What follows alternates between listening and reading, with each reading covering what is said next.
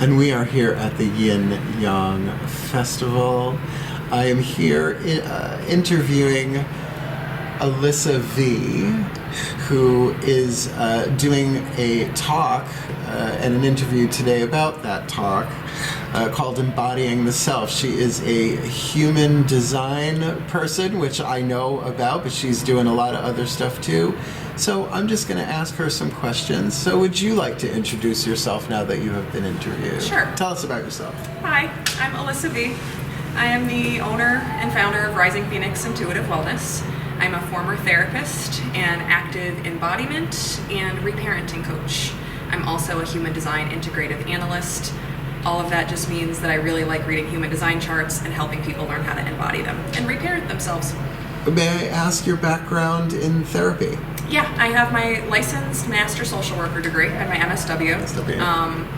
I used to work primarily with people that were focusing on codependency, trauma recovery, anxiety, working things out of the body. I found myself really gravitating towards somatic therapy. Mm-hmm. And then I discovered neuro-linguistic programming and completely changed everything. Now it's more a matter of, okay, here's the issue. How much do you want to work on that issue so it's no longer an issue for you?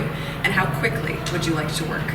Because if you're able to combine your unconscious and make it conscious and mix it with your somatic system, your nervous system, then you can work anything out of your psyche and out of your body very, very quickly. I'm so glad that I know about pretty much all of the techniques that you spoke about there, but particularly reparenting. I have a long history with rebirthing, going all the way back to Sandra Ray and Orr, I forget his last name, Leonard Orr, with the breath work and all that stuff. So could you talk a little bit about the work in reparenting? Because a lot of people may not be as familiar with that term. Yeah, so reparenting is essentially, like by definition, it's where you take on the role of becoming your own parent. Most people that are drawn to it have had difficult childhoods. Sometimes their childhoods were pristine and they had a difficult time launching into adulthood. It's essentially really embodying that mother and father so you can be your own person. Hello. Hi, come on in. Join us. Totally lost my train of thought. Well, but what got you into, because like reparenting, I mean, you don't have to tell any like personal traumatic unless you want. My whole life is on social media. Good, I have gotcha. a complete open book. Good. I grew up with my parents and my aunt and my uncle all in the same household. An only child. My mother, a social worker, and my father, a house cleaner. And both of them committed to each other to really not pass on generational trauma to me. Wow. Like, complete stark difference from their childhoods to mine. Very, very blessed for the work that they did for their generation. Once I reached my teens, my mom got really sick and she almost died on a couple occasions. And I had to learn how to be the mom that I needed when my mom couldn't be the mom that I needed. And it allowed me to really skydive into what it looks like to take care of myself when I grew up in generations of really, really deep enmeshment in codependency and addiction, primarily food addiction, comforting oneself. And the reparenting journey, I didn't even know I was reparenting at the time. I said, I don't want to keep finding all these relationships that are unhealthy for me. I had really intense abusive relationships in my 20s, and then I adopted a lot of the principles that I learned on how to relate in those relationships, and I carried them with me in my 30s, and they didn't feel good. They didn't feel good at all. I was hurting people with the wounds that I had. So I leaned deeper into reparenting, and I learned how to embody the mother that I want to be. And my daughter, she's 3 now. Honestly, her and my husband were just the icing on the cake of what it's like to be my own parent, to be my own mother, to be my own father, even when my parents are alive. My father actually passed away this past summer, and my mom isn't in the greatest health now. So it's pushing me further into this reparenting journey where I realize there's never a finish line. It's a lifelong experience, the way that it is for a parent to continuously parent their child, even when their child is grown. It's just about evolution and mutation, evolving into the best version of yourself that you choose to be. And there's no timeline that you need to stop at. You can go for as long as you want. You can rest. You can take breaks. And I look at this as just a lifelong journey, and if I can help other people on it, that is the greatest feeling that I could ever ask for. Excellent. So before we get into embodying the self, tell me how you got into human design, and give, if you like, a brief or an expanding definition of human design, because it is like nothing else that I have ever come across. It's very, very unique. I was introduced to human design by a manifestor friend of mine. I'm a 2/4 emotional manifestor. And she's also a 2/4 emotional manifestor, and I was going through a breakup with a different person, not my husband now. And it was very interesting. The person that I was with was a reflector, and reflectors are only 1% of the population, and I'm like, what in the world is a reflector? What does that even mean? I know that everything about me is coming up to the surface, and it's like it's clearing, and it's clearing, and it's clearing. She's like, have you ever heard of human design? I was like, no, tell me more. And then she asked for my date, time, location of birth, sent it to her. She pulled my body graph chart, and she's like, oh, this really explains a lot. You're a manifestor. You're here to impact. You're here to learn through your relationships with people as a 2/4 profile.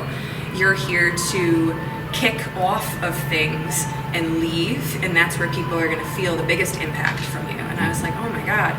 So I completely went down a neurodivergent rabbit hole into human design, and I looked up the chart of every single person that I had come in contact with in the last 6 months that I still knew, and I just began studying it.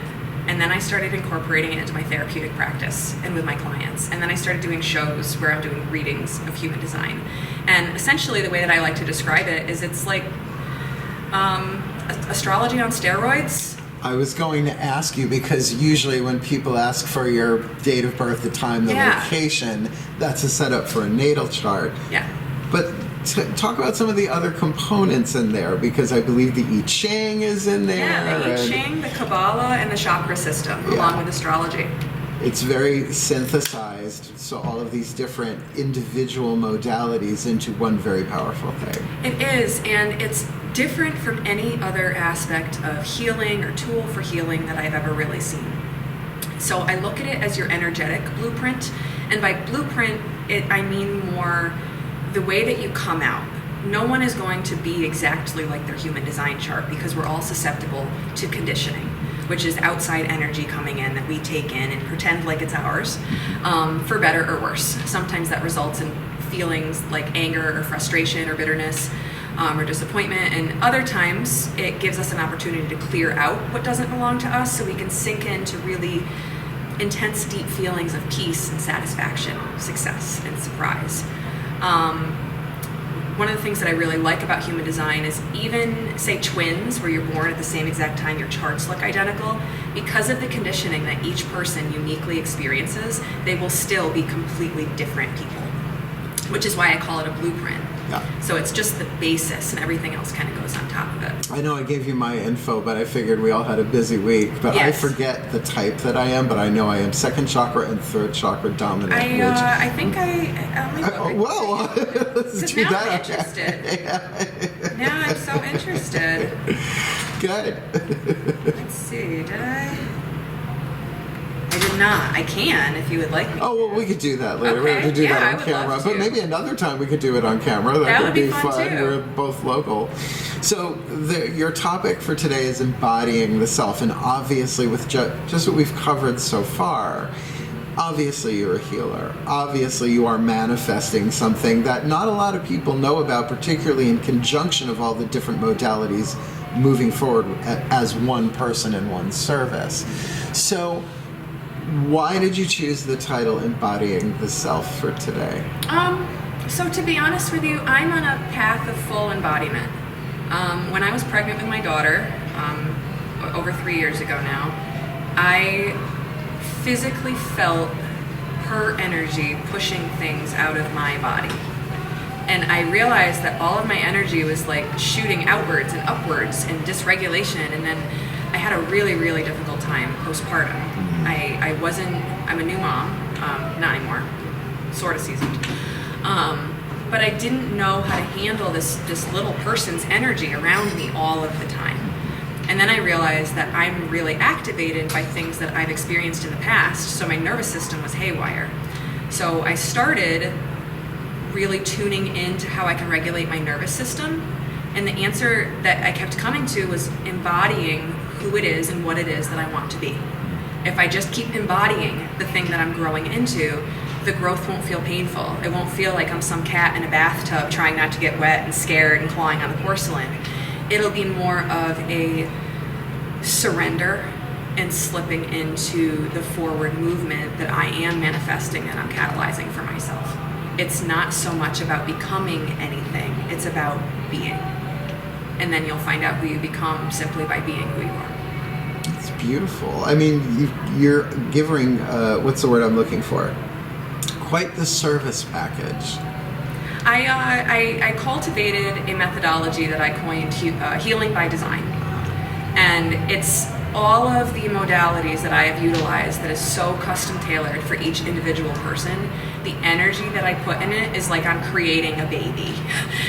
I look as though I'm almost pregnant with the person that I'm working with, because all of the energy, all of the skill sets that I've developed with things that I've done go into the work that I'm doing in the container that I've created for the person that is doing their own healing. I don't do anything for the people that I work with. I do it with them. Yeah. So I do journeying with them. If you have things stuck in your body, all right, let's journey together and both close our eyes and kind of feel into our bodies to see where that lies. Let's look at your human design chart and see maybe where you're feeling this frustration and why. What areas can you decondition within yourself or unlearn the crap that people told you that doesn't really belong? Where in your psyche are you hiding things in your unconscious that actually hurt you instead of help you? Where can you break that pattern? And every person, because every person's different, every person has a different layout of what their healing by design looks like, which is why it's so niche and so custom tailored. And it's fun. I really enjoy it. Like, I actually like working with people. And who can say that they like working? I just love it. Everything that I do with people. I do exactly that. I do what I love, and I love what I do. So there's a nice symbiotic flow here. So I'm going to ask you 2 trick questions, but they're not tricky. Sure. If you had 2 wishes that you could make, one for yourself and one for the world, pick either one first, take a moment, like a wish that could manifest today. What would you wish? Let's start with the self. If you could make one wish for yourself, what would it be?